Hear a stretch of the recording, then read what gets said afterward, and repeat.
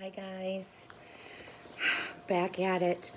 It's kind of sad. This is the last week that we're going to be doing this. So I'm going to have to double up. There are 27 chapters and we only have like 4 days. I don't think I'm going to give you guys any assignments on Friday. We'll see. But anyway, yeah, we only have 4 days and 7 chapters. So I'm going to have to double up a little bit. Here we see our Edward looking like a marionette. How many dancing rabbits have you seen in your life? Bryce said to Edward. I can tell you how many I've seen. 1. You. That's how you and me are gonna make some money. I seen it the last time I was in Memphis. Folks put any kind of show right there on the street corner and people pay 'em for it. I seen it. The walk to town took all night. Bryce walked without stopping, carrying Edward under one arm and talking to him the whole time. Edward tried to listen, but the terrible scarecrow feeling had come back. The feeling he had when he was hanging by his ears in the old lady's garden. The feeling that nothing mattered, that nothing would ever matter again. And not only did Edward feel hollow, he ached. Every part of his china body ached. He ached for Sarah Ruth. He wanted her to hold him. He wanted to dance for her. And he did dance, but it was not for Sarah Ruth. Edward danced for strangers on a dirty street corner in Memphis. Bryce played his harmonica and moved Edward's strings, and Edward bowed and shuffled and swayed, and people stopped to stare and point and laugh.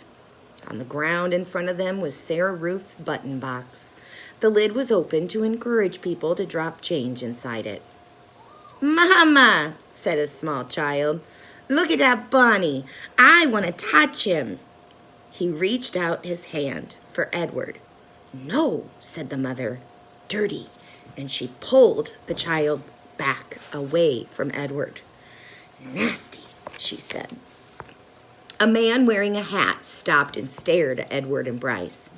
It's a sin to dance, he said. And then after a long pause, he said, it's a particular sin for rabbits to dance. The man took off his hat and held it over his heart. He stood and watched the boy and the rabbit for a long time. Finally, he put his hat back on his head and walked away. The shadows lengthened. The sun became an orange dusty ball low in the sky. Bryce started to cry. Edward saw his tears land on the pavement. But the boy did not stop playing his harmonica. He did not make Edward stop dancing. An old woman leaning on a cane stepped up close to them.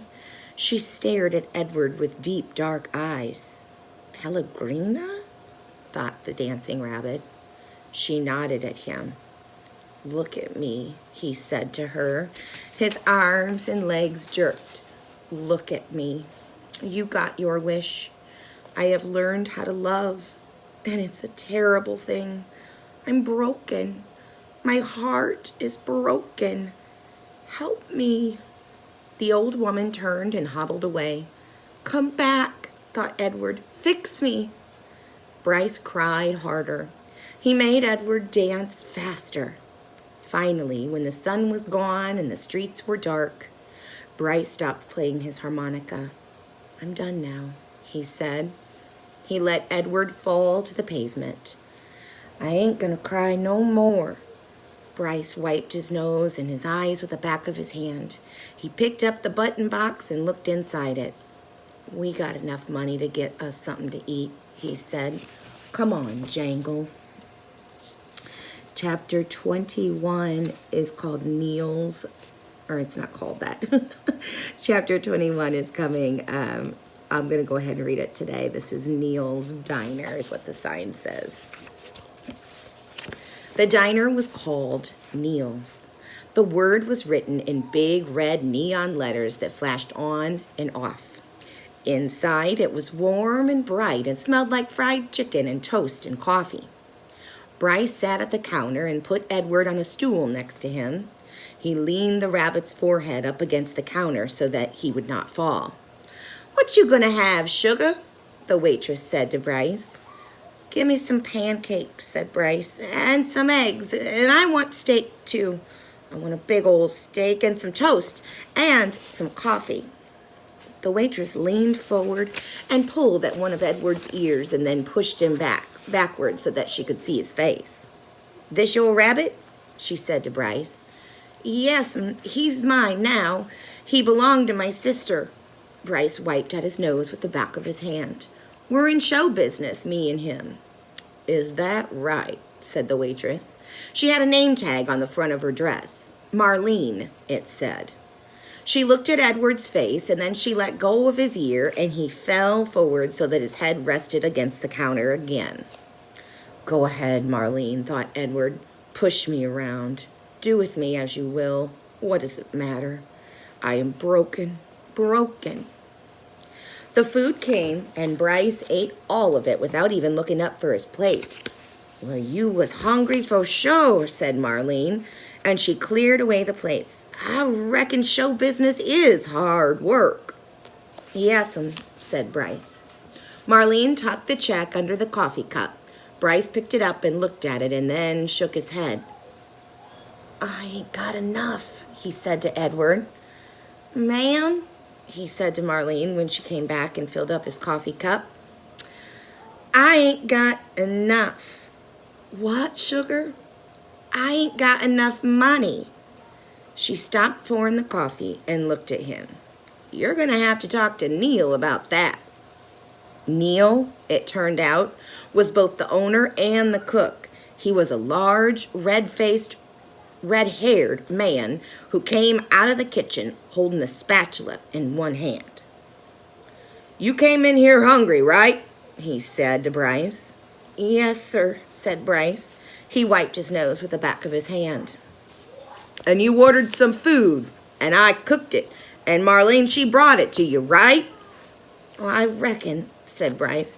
"You reckon," said Neil. He brought the spatula down on the countertop with a thwack. Bryce jumped. "Yes, sir. I mean, no, sir. I cooked it for you," said Neil. "Yes, sir," said Bryce. He picked Edward up off the stool and held him close. Everyone in the diner had stopped eating. They were all staring at the boy and the rabbit and Neil. Only Marlene looked away. "You ordered it. I cooked it. Marlene served it. You ate it. Now," said Neil, "I want my money." He tapped the spatula lightly on the counter. Bryce cleared his throat. "You ever seen a rabbit dance?" "How's that?" said Neil. "You ever before in your life seen a rabbit dance?" Bryce set Edward on the floor and started pulling at the strings attached to his feet, making him do a slow shuffle. He put his harmonica in his mouth and played a sad song that went along with the dance. Somebody laughed. Bryce took the harmonica out of his mouth and said, "He could dance some more if you want him to. He could dance to pay for what I ate." Neil stared at Bryce, and then without warning, he reached down and grabbed a hold of Edward. "This is what I think of dancing rabbits," said Neil, and he swung Edward by the feet, swung him so that his head hit the edge of the counter hard. There was a loud crack.